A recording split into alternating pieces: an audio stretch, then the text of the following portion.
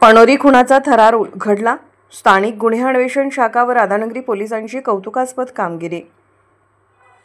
राधानगरी तालुक्यातील पणोरी गावातील घरी एकटी राहणाऱ्या श्रीमंती हरी रेवडेकर वय 73 या वृद्ध महिलेच्या खुनाचा गुन्हा स्थानिक गुन्हे अन्वेषण शाखा व राधानगरी पोलिसांच्या संयुक्त कारवाईत उघडकीस आलाय। या प्रकरणी 2 आरोपींना जेरबंद करण्यात पोलिसांना यश आले आहे। दिनांक 7 सप्टेंबर रोजी गावातील नागरिकांना श्रीमंती रेवडेकर घरात न दिसल्याने शोध घेण्यात आला असता त्यांचे प्रेत शेजारील गोबर गॅसमध्ये आढळले। डोक्यावर मारहाणीच्या जखमा झाल्याचे निष्पन्न झाले। या घटनेनंतर दत्तक पुत्र अमित हरी रेवडेकर यांनी फिर्याद दाखल केली होती। त्यानुसार राधानगरी पोलीस ठाण्यात गुन्हा दाखल करण्यात आला। या गंभीर घटनेचा छडा लावण्यासाठी कोल्हापूर जिल्ह्याचे पोलीस अधीक्षक योगेश कुमार गुप्ता यांच्या मार्गदर्शनाखाली स्थानिक गुन्हे अन्वेषण शाखेचे पोलीस निरीक्षक रवींद्र कळमकर व सहाय्यक पोलीस निरीक्षक सागर वाघ यांच्या पथकाने तपास सुरू केला।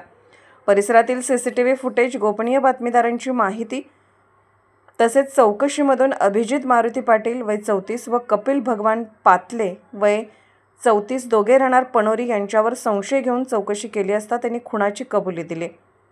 आर्थिक अडचणीमुळे पैशांची गरज असल्याने या दोघांनी वृद्ध महिलेच्या घरात दागिने लुटण्याचा कट रचला होता।